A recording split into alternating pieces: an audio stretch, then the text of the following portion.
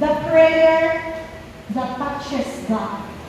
Daghan kay mga pag-ampo nga makatandog sa Ginoo. Nag-ampo si David, nag-ampo si Nehemiah, nag-ampo si Hannah. Di ba nag-ampo sila sa tandog, pero kini nga pag-ampo ako gusto itutukan karon. Kay simple lang siya kaayo sa matanan, pero powerful tayo ang effect ani sa akong kinabuhi. Amen? Sa Bisaya, ang pag-ampo na makatandog sa Dios. Gusto na napag-ampo, Pastor? Not a special prayer. Okay, paminaw na. Mao kini ang matinuhaon. Sa English, earnest. Matinuhaon nga pag-ampo ni Jabez. Okay? So I will teach you about the prayer of Jabez. Mubo lang yun kaayo ang prayer ni Jabez. Very short.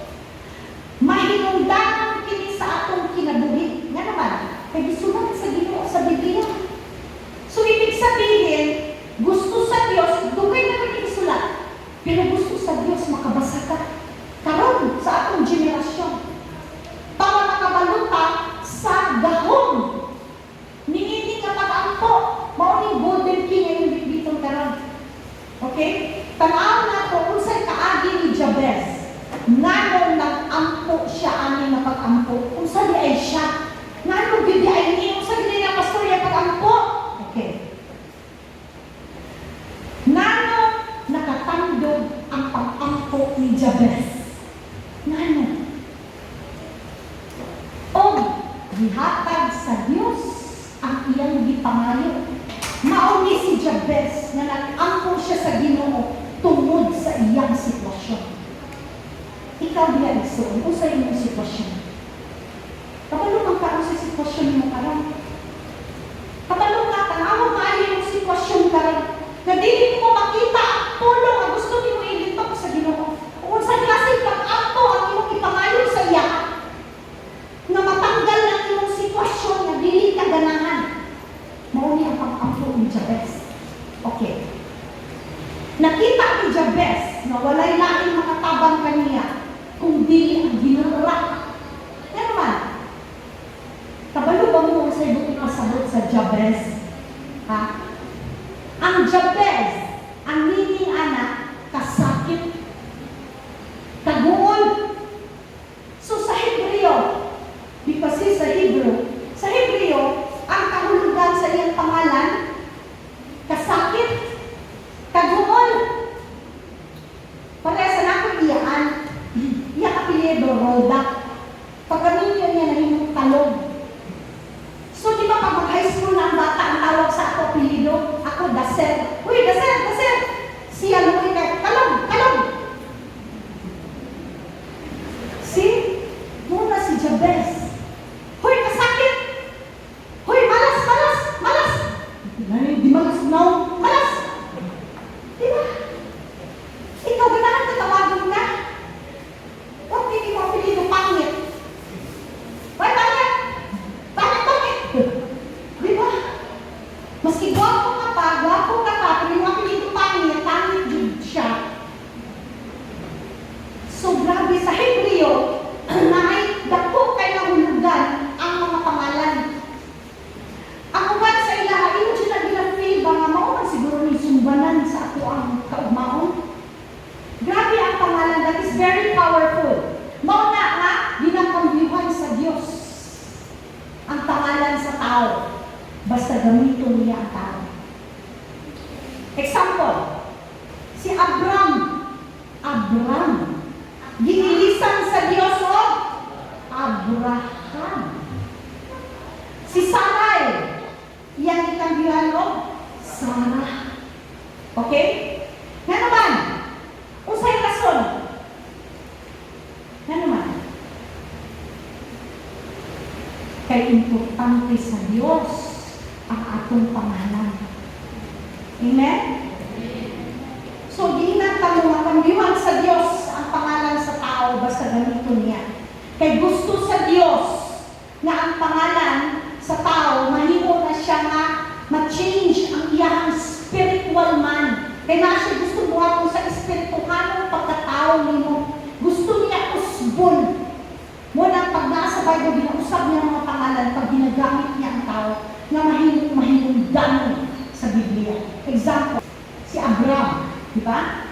Meaning honored father or exalted father. Sa Tagalog, dakilang ama. Okay? Pero sa dihang gikamiwan siya Abraham, nahimo siyang father of multitudes. Father of multitude. Father of many nations. Amahan sa daghang mga nasud.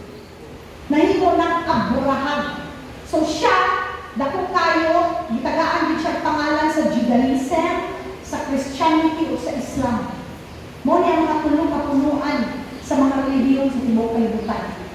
Si kay gusto gid gamiton sa Ginoo sa Abraham. Mo na gikambihan niya.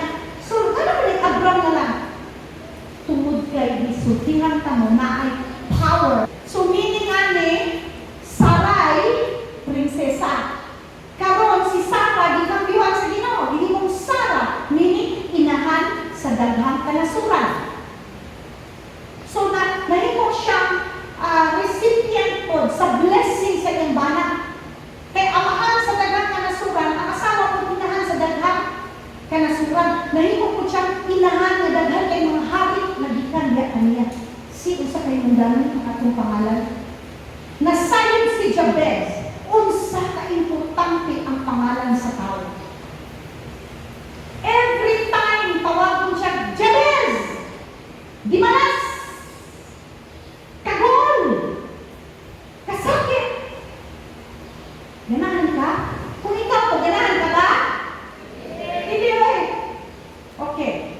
Ikaw, sa iyong pangalan. Kabalo ba mo sa iyong mga meaning sa iyong mga pangalan? Okay. Ako pangalan Charito. Pangalan laki, no? Hindi ko ganahan. Ganahan ko Cindy. Kaya mga bye. Bye, girl. Kaya Charito, masalita ko kayo. Pero sabihang nagkaanggon ako. Itanaw dyan ako sa meaning sa Charito. Hala sa Greek, ang Charito meaning highly favored. Labing gipaburan. Wow, kagwapo mag-isa kong pangalan. Charito. Pangit-paminawan, kagwapo kayo. Meaning. Tapos, ang root word ko sa English, charity. Na charitable institution din. Mao, GDI. See, pagkano pa niya ito? Na-GDI. Si usag yung powerful lang name. So, walang nakabalog yun. Kung sa'yo agian sa inahan ni Jabez. Nga nung ilang yung gingan ng Jabez. Dili na ito nakita ka rin. Okay? Tanaw na ito sa unang kronika, 4:9, letter C. Sa pinakababa na, okay? Ginganlan, basahan na ito, ginganlan siya sa iyang inahan o Jabez. Kay, ingon sa iyang inahan, isa na? Naglisod galing ako sa pagpanganak kanina. Kung kini akong basahon, murag dili kay ko masatisfy. So, akong siya itanaw sa King James Version. Tanaw din ako sa King James. And his mother called his name Jabez, saying, because I bear him with sorrow. Kato ka ganina, mo dili ulang. Tanaw na ito. Kasi Greek word sa sorrow. Sorrow means, it's a noun. Meaning, regret, sadness, grief, pain, o woe. See? Kunya, i-translate na ito. Posible na naaling experience ang inahan ni Jabez na kapait sa iyang pinabuhi. Na siya'y experience na posible biyahan siya bana, pagkabuntis niya kay Jabez, o tingali dito na nagsubok niya ng malas-malas sa kinabuhi. Wala na kabalong habang nagbuntis tayo. Ang Biblia, wala nagklaro kung sa'y hinundan nga no, naginganlan siya Jabez. Kaya gusto sa Biblia, gusto sa atong Diyos na i-generalize siya tanan. Ang tanan na makarelate ni anak, muingon nga, gusto na ko na prayer. Amen? So, paminag maayo kay naanagin ka sa climax. Okay?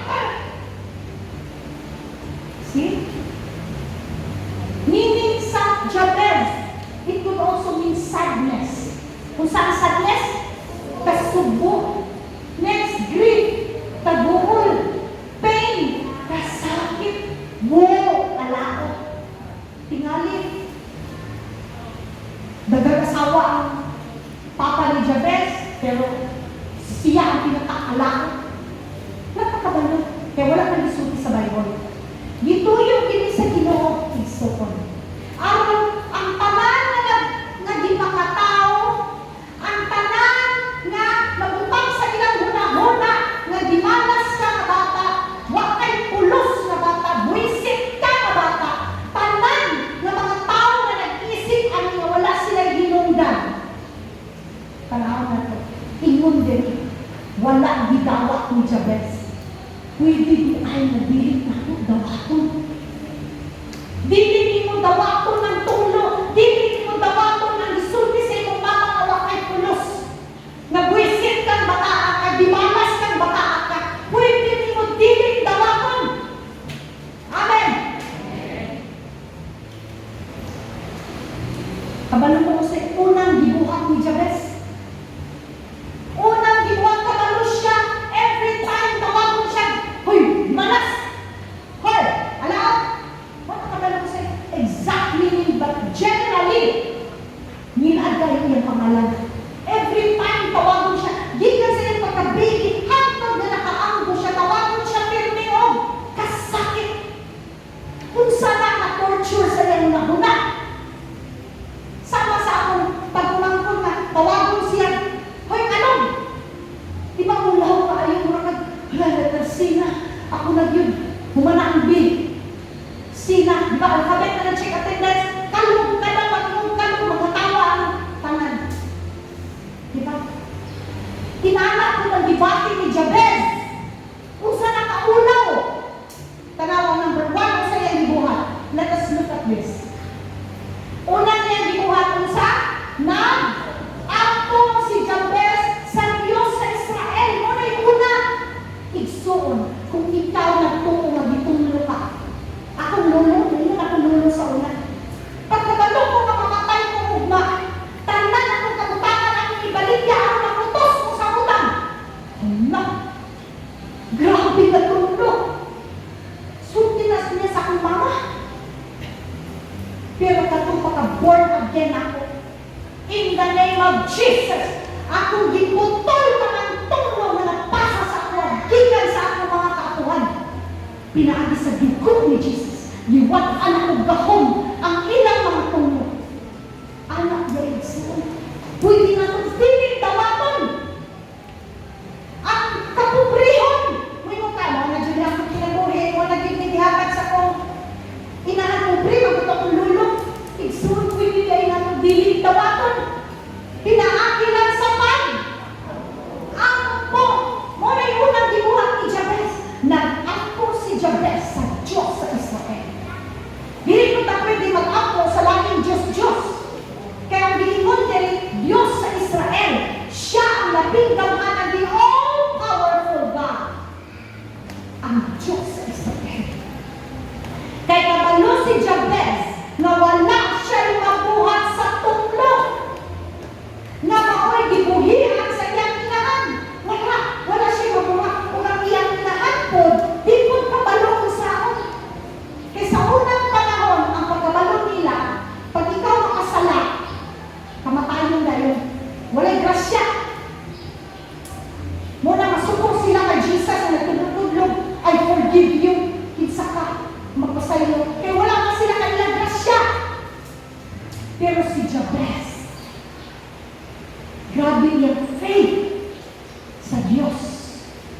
Kabalo siya na ang Diyos may gugmain. Pero kung ikaw nagsuot, kung imong isip na atong Diyos, mamula lang, mapanish dayon, tanggalan na sa inyo na. Hinaanak ko sa una, ay kayo na pag makasala ko, dilit na kong mula makadungol din kay God. Kaya akong iparihas ang Diyos amahan sa akong amahan sa yuta kapag nakasala ko, gunanan dayon ko. Dilit na ako ang Diyos na amahan. Iyang ipadala at iyang bugtong anak na iyang hinigugma, wala na laing anak. Hihatag niya kanako para matubos. Muluwas kanako. The best that heaven can offer. Gihatag sa ako. Kabalo si Jabez na maayo ang kasing-kasing sa Diyos amahan. Maunang iyang gibuhang mag-apo si Jabez.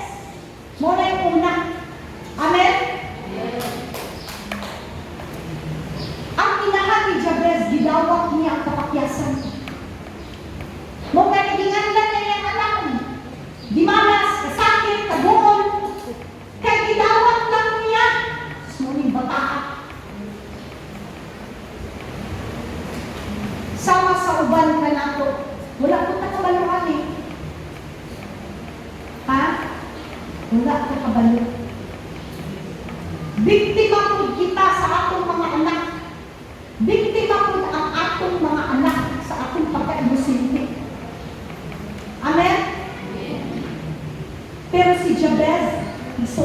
dili siya mudawat sa kapilihan.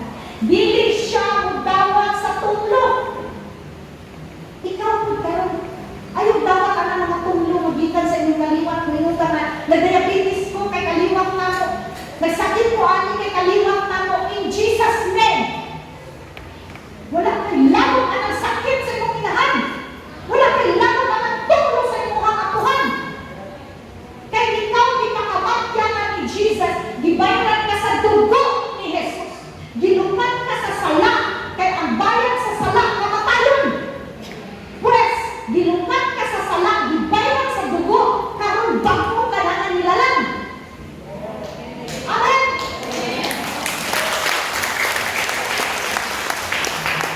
Mao nga ang una diay natong buhaton. Pag naa ka sa iyon anang sitwasyon mo, desperado na gyud ka, walay lain makasulbad sa inyong problema. Buhata ang gibuhat ni Jabez. Nag-ampo, nagtawag sa Diyos sa Israel. Amen. Paminaw ha. Ingon sa Biblia that he called. Usa nini sa call? Nitawag. Nag-ampo. Nidango. Ug naghangyo. Di ba? Call. Hey, come. Sa tawag ka na. Call. I call you. Come here. Honey, please come. Nilingin siya, di ba? Maskin gani ang you call the name of the dog. Snowball. Ay, dito na dito. Because you call. Okay? Okay. Ingon din na kung call ka, kung tawag ka, kung mag-ampo ka, call is also pray. Okay? Sa Greek. Now look. Susit ni another good king ako hatag sa inyo. Tanawa sa Romans 10:12. Basahan ninyo kusog. O kini nga saan alang sa tanan. Stop. Tingnan ang katakan. Alang sa tanan. Apil ko. Ha? Basa ta. O kini nga saan alang sa tanan. Hudiyo man o dili hudiyo. Tungod kay ang Ginoo sa tanan. O naghatag siya panalangin nga magagayaon sa tanan nga nagatanong kaniya.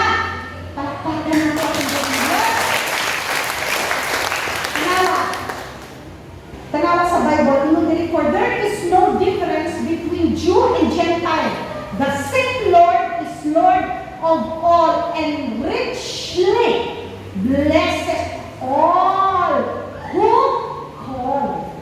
Call on Him. See? Tanan ang tawag kaniya. Grabe, sunod ka lang ni ani nga pulong. Ingon may kasi imong prayer, Lord. Ingon ka sa imong pulong. Ingon insaan alang sa tanan. Apil ko ani Ginoo. Kay hulyo man o dili ko tarubiyo. Usa man ta? Pilipino. Hulyo means Jew. Dili man na Jew.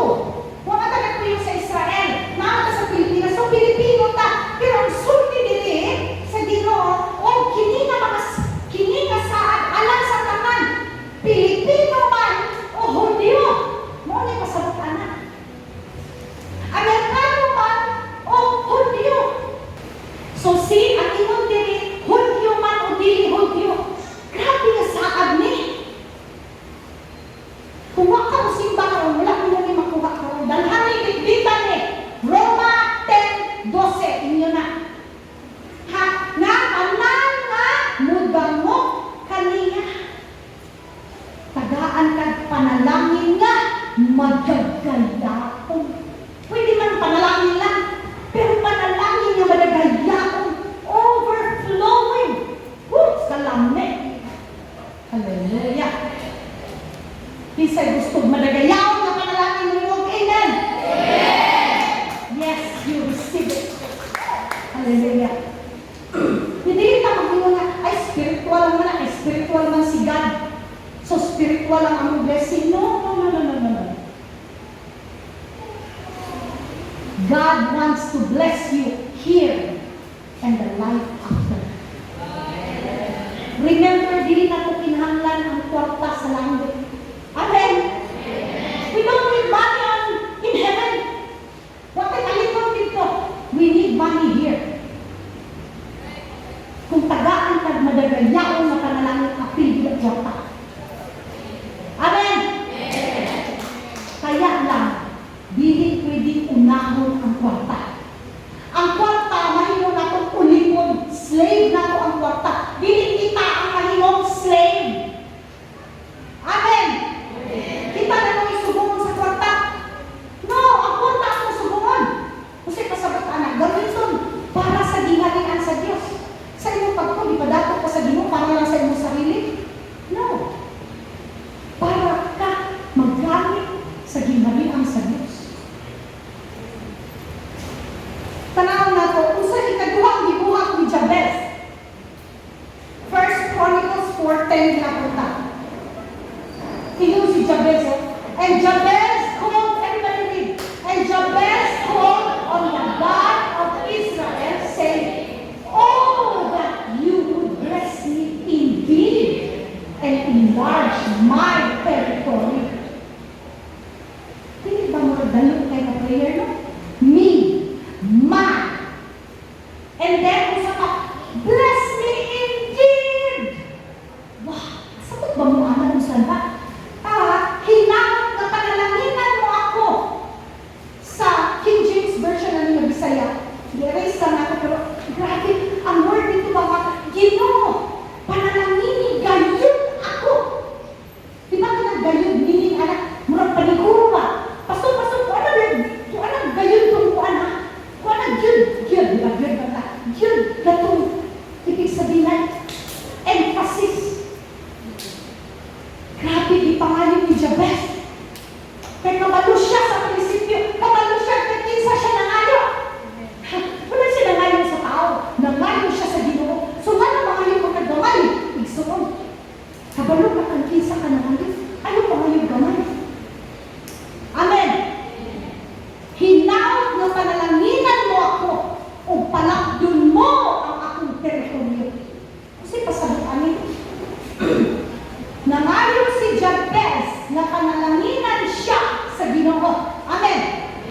O ang panalangin na iyan ipangayo sa Ginoo, big time. Tungod kay dili niya magdawat ang negative. Dili niya magdawat ang tunglo. Bukang na every time tawag ko siya, Jabez! Kasakit! Kagol! Bukak kayo sa iyong heart. Amen? So, maski pag ikaw, dili ka sabi, kumusta ka? Maragyapon. How are you? Same as usual. Sunod na, how are you? Same as useless. No. Pwede ka mo yun, how are you? Oh, this is the best time in my life. Anak yun. Diba? Musulti dyan ka. Positive. Ang faith is wala pa siya.